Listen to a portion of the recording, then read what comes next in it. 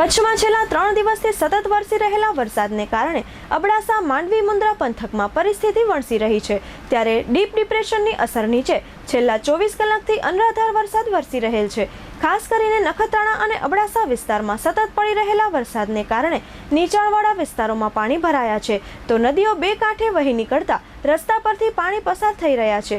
નલિયાથી હિરેન ગોસ્વામીના જણાવ્યા મુજબ છાડુરા નદી વહી નીકળતા નલિયા છાડુરા રોડ બંધ થઈ જવા પામેલ છે, તો સુરતરો રસ્તા પર પણ પાણી ફરી વળ્યા છે। દરમિયાન અબડાસાના ધારાસભ્ય પ્રદ્યુમનસિંહ જાડેજાએ જાહેર અપીલ કરતા લોકોને કામ વગર બહાર ન નીકળવા જણાવ્યું હતું।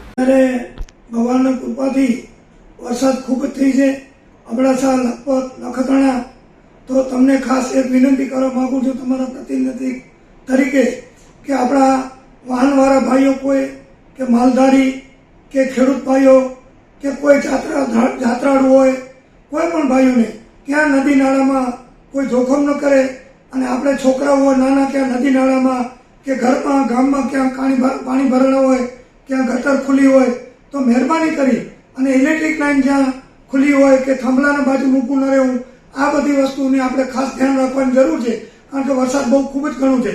તેમજ ખાસ માલધારી મિત્રોને ભલામણ છે કે વરસાદ બંધ થાય એટલે ઊંચાણ ભાગમાં પશુઓને લઈ જાય, જેનાથી એને પગ ખરાબ ન થાય, કોઈ બીમારી ના આવે અને આપણે ખેડૂત મિત્રો બધા ધ્યાન રાખીએ।